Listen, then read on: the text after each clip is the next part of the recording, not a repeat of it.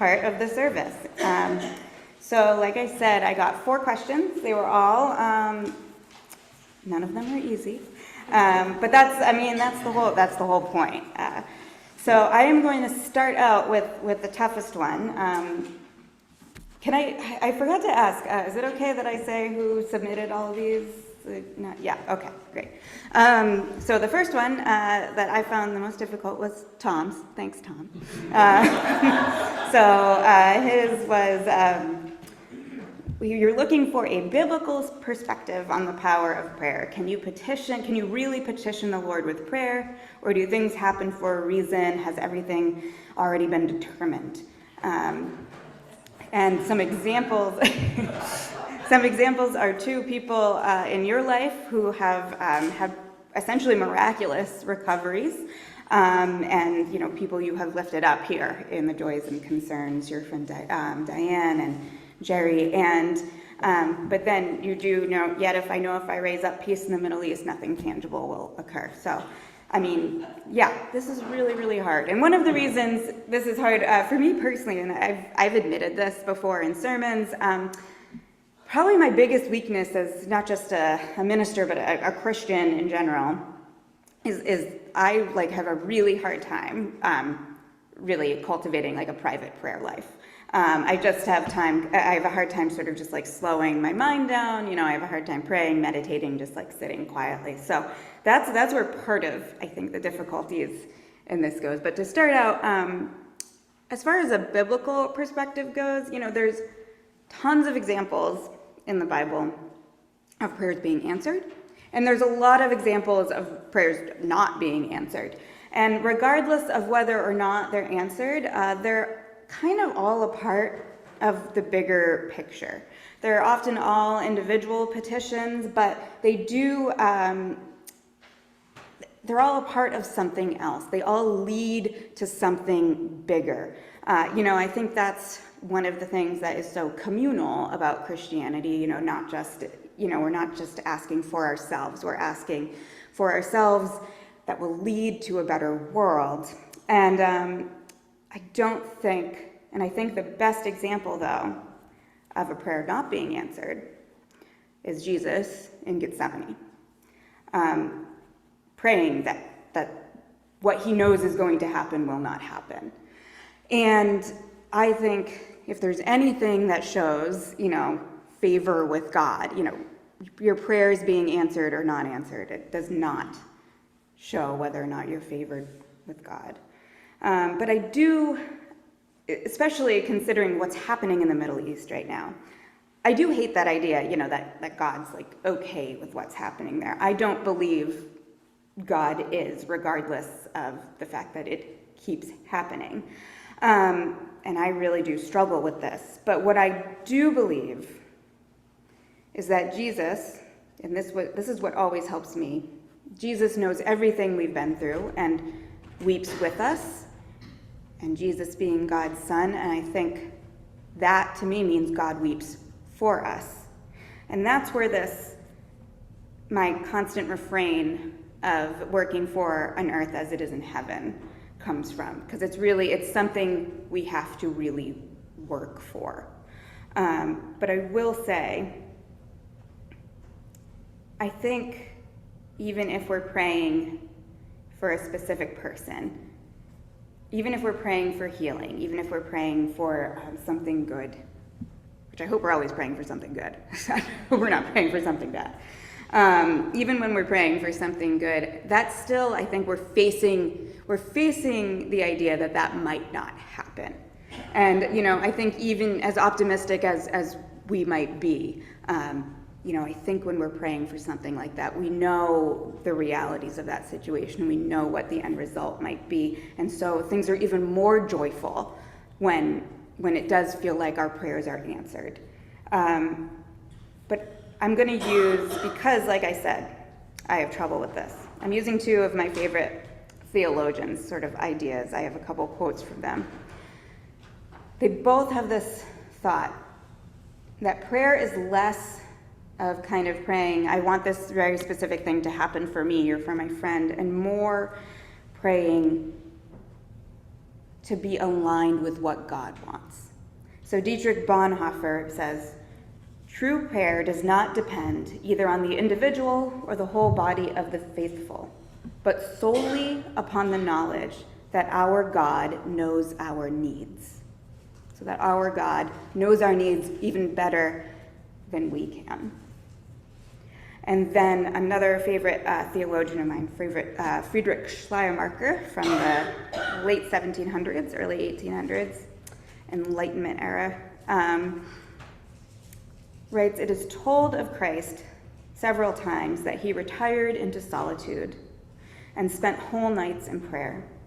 But it was not fear of anything that might occur, not interest in any event that drew him to prayer, but the need for his heart to give himself up to devout meditation and to the undisturbed enjoyment of communion with God without a definite wish or special request.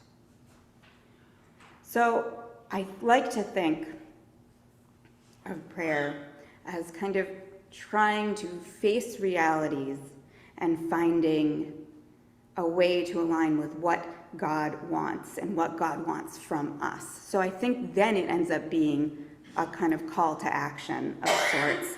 And sometimes coming to terms with the realities of the world, as difficult as those might be. And yeah, as far as the horrifying events of the world go, I don't think that means we should, just because we don't see immediate peace, I don't think we should stop praying or working for peace, because I refuse to believe that thousands of children dying and bombed hospitals are part of some mysterious plan. But I do believe that prayer is a call to action of sorts. So it does call us to work, and that's where that constant refrain of working for an earth as it is in heaven comes from. So, how's that, Tom? Is that okay? Is that okay? We're good. Okay. But this idea of kind of knowing and not knowing the plan and this kind of perpetual uncertainty leads really well into my next question, which came from Rebecca Gross-White, which is a big one. What is your concept or understanding of God as a being or entity? Whew. So I, in a lot of sermons over the past 2 years or so, I've used the book, this novel that I love, When We Cease to Understand the World. And I've mentioned it a million times. It's this really strange novel that it's sort of historic, sort of fiction, sort of nonfiction. It's about physicists who found, it's about the physicists who discovered black holes and how these amazing things sort of drove them crazy, essentially. And one of my favorite parts in it that I've preached on before is the part that's on the physicist Heisenberg and his discovery of the uncertainty principle, which I don't actually understand it, but what it essentially says is that no matter what kind of scientific advances we could ever make, no matter what, how advanced we get, we will never, ever, ever be able to predict exactly the future. And this turned the world of physics upside down, because Einstein and relativity, they thought we would get to a point where we would eventually kind of be able to see the future, essentially. And Heisenberg proved, and it hasn't been unproven to this day, that will just never happen. And that's really scary. That's so scary. But that really helped me, because I think that, to me, really encapsulates the unknowableness of God. And the fact that we don't give up our faith just because we'll never know this thing. Just like scientists, even though they'll never know any of the true answers, they're not going to give up working for those answers and studying and trying to do things to make the world a better place. Just because we can never truly know God, whether it's an entity or a being or whatever, that absolutely doesn't mean that we're going to stop working for what we believe that God calls us to do and what Jesus calls us to do. And I think it also ends up being kind of a good rebuttal for those kind of anti-theists who like are very, I think this was more of a thing in the early 2000s, who were very smug about being anti-religion and anti-Christianity, no matter how pro-science or pro-religion or pro-both you are, like nobody will ever know, at least not in these bodies on this planet in this lifetime. So that's like the big existential picture to me about God. But the shorter, kind of nicer answer, I personally think of God as sort of a genderless parental figure.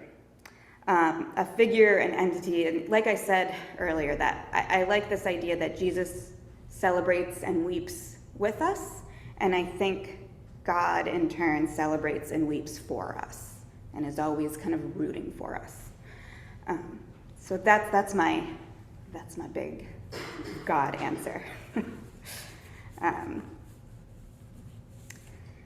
So the next one, how's that? Anyone have any other questions for that? You can, this is a casual service. If you really want me to expand on something after I finish, you can pipe up. But anything?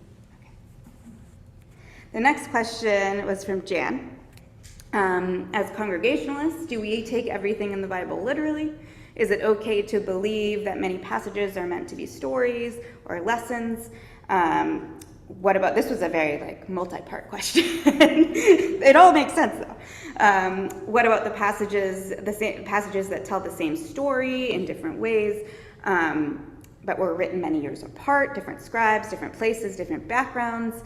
What are we supposed to believe with those passages? Is the real beauty of the Bible the fact that anyone, anywhere, of any age and any background can read the Bible and make their own interpretations? And then what about religious leaders who demand their parishioners follow and believe exactly what they're told to believe by their religious leaders, or demand that they take every word of the Bible literally? So, first question, no, as a whole, Congregationalists, the UCC, we don't take the Bible literally, though I don't speak for everyone. That's sort of the beauty of Congregationalism of the UCC. We're very, we're bottom up instead of top down, like say the Catholic Church. That's, we have sort of this governing body that says generally this is what we believe, these are our statements of faith, but we don't force that on anyone. But generally, no, we're not a denomination that takes the Bible literally. That being said, I think it's funny because sometimes kind of ironic, because I think biblical literalists, they'll often accuse us of, I don't like saying us. I don't like that us versus them thing, but they'll often accuse people who don't take the Bible literally as kind of cherry picking and picking and choosing, when in reality, I find that it's sort of the other way around. You don't see biblical literalists pushing for punishment of people wearing linen and wool at the same time, right? Which is a law in the Bible. You also you very rarely also see them advocating for folks to give up all their wealth and possessions, which is something that Jesus very much advocates for. On the whole, I think the Bible is what, I think people like to describe sometimes as a living document. The United Church of Christ's motto that's kind of held strong over this past decade or so is God is still speaking with the comma, because we're always finding new ways that this ancient text is somehow still able to speak to us today. And so that question of different versions of the same story, I think that is a lot of where the ultimate beauty comes from in the Bible, because we can take something from each of those versions in relation to our world today in different ways. There's so many things in that way we can learn, rather than getting kind of bogged down with, which one is real and which one's not, and who lied and who didn't.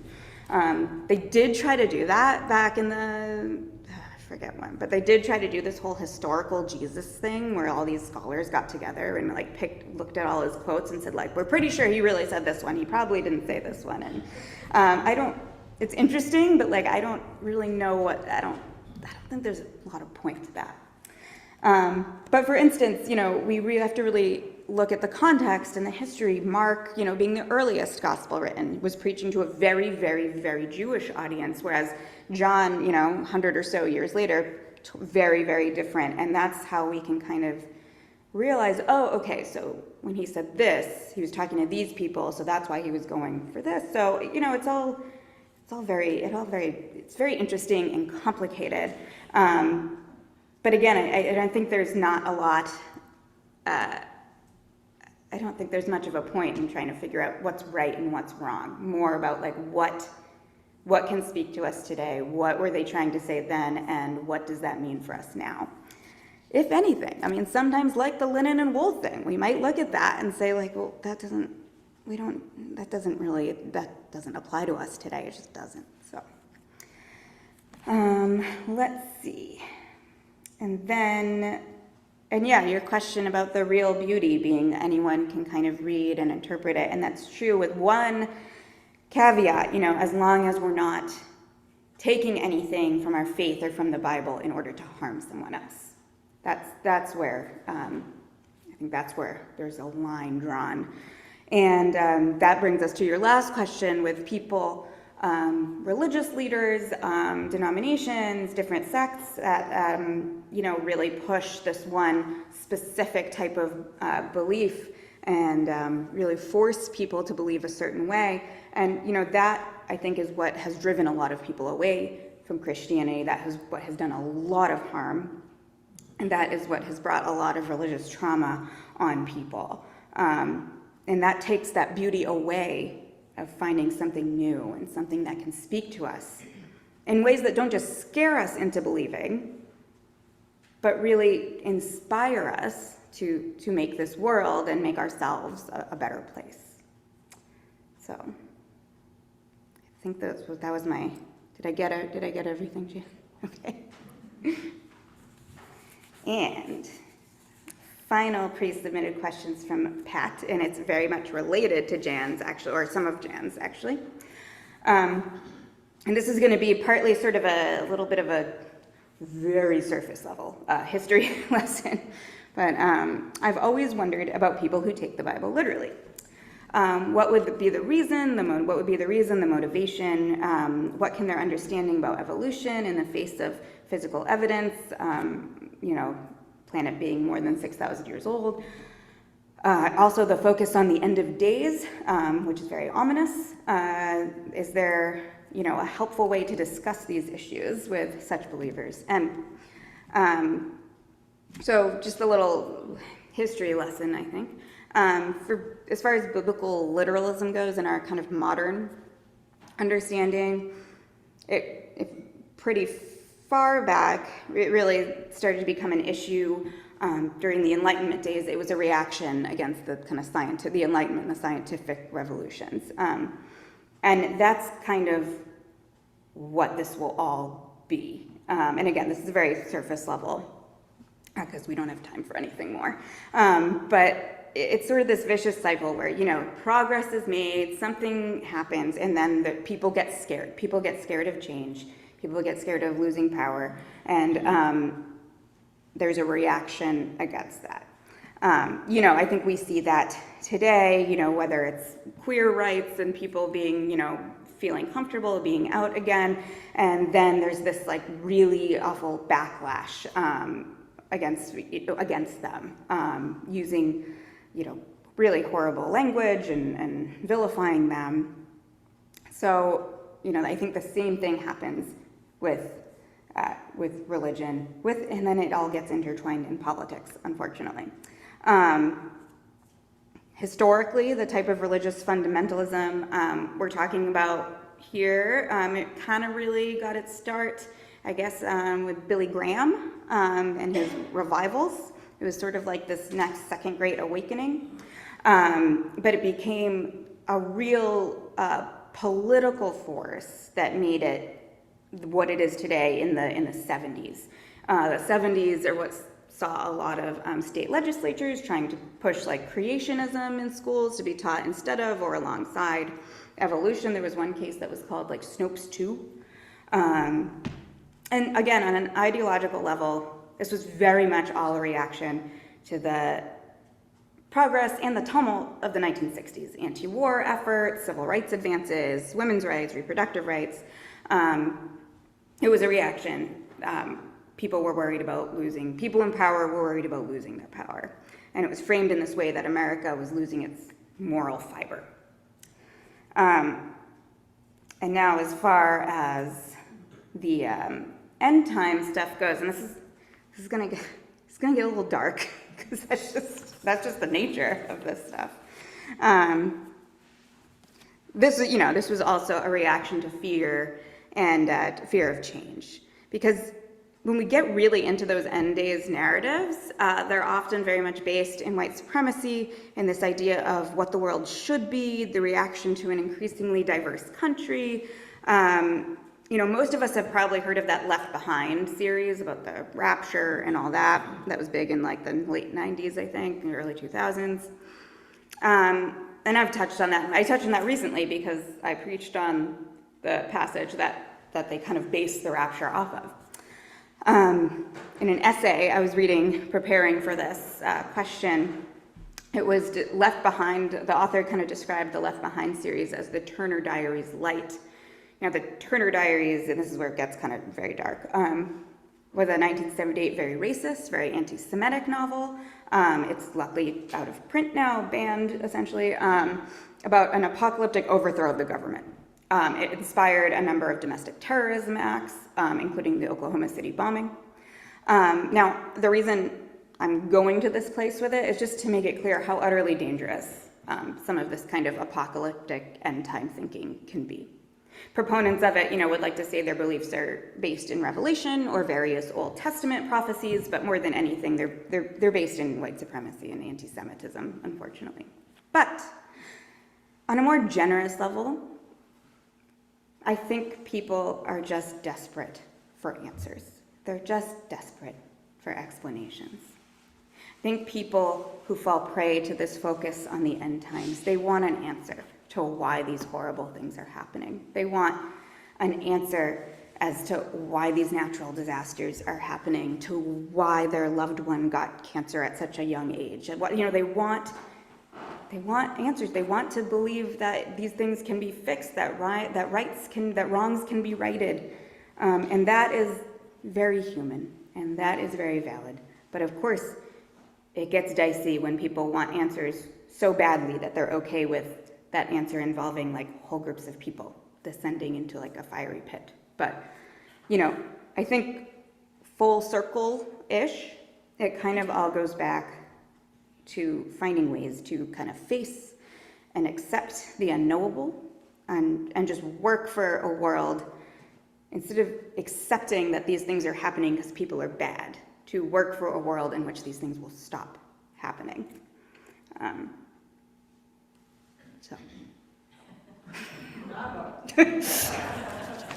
I think that probably is. That it's been about a sermon length of time, so I think that's probably all the time we have. But but if anyone has any quick things, Martha, yes. What about heaven? What do you think about heaven? Yeah. In 25 words or less. I mean, I do like to believe that there is, I don't know, I feel like paradise looks different for everyone, and but I would like to believe that there is something waiting for us afterwards. But you didn't ask this, but I also don't believe that any God would ever condemn anyone to some kind of eternal suffering. So I believe there is something good that comes next. So.